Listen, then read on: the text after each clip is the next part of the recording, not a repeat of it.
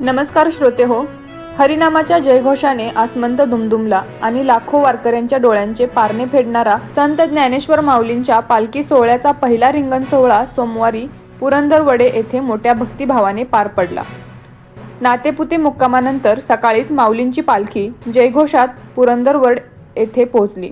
दुपारी 12:30च्या सुमारास माऊलींचा रथ रिंगणस्थळी दाखल होताच भाविकांची उत्सुकता शिगेला पोहोचली.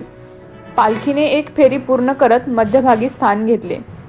अर्जुनसिंह मोहिते पाटील, सरपंच राणी मोहिते आणि उपसरपंच देविदास ढोपे यांच्या हस्ते चोपदार बाळासाहेब यांच्या कुशल मार्गदर्शनाखाली रिंगणाची जय्यत तयारी झाली. दुपारी 1:22 अश्वांना रिंगणासाठी सोडण्यात आले आणि माऊली माऊलीच्या जयघोषात त्यांनी 3 नेत्रदीपक फेऱ्या घेतल्या. 27 दिंड्यांच्या पुढे आणि 20 दिंड्यांच्या मागे धावणाऱ्या या अश्वांनी जणू भक्तीचीच उधळण केली.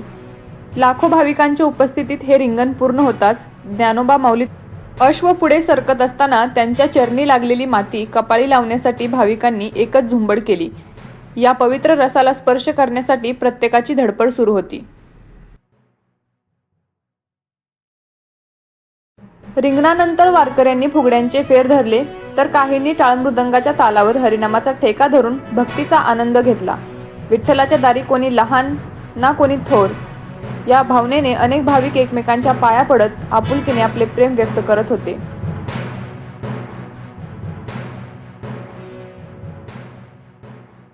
रिंगण संपल्यानंतर मैदानावर हुतुतू, कबड्डी, गड्यासगडी, सुरपाट, खो-खो आणि फुगडी यांसारखे पारंपरिक खेळ रंगले.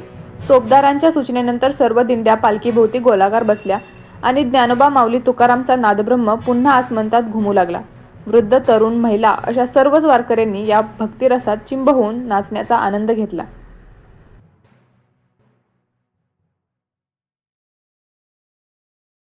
या अविस्मरणीय सोहळ्यानंतर सायंकाळी माऊलींची पालखी पुढील मुक्कामासाठी म्हणजेच माळशिरसच्या दिशेने मार्गस्थ झाली.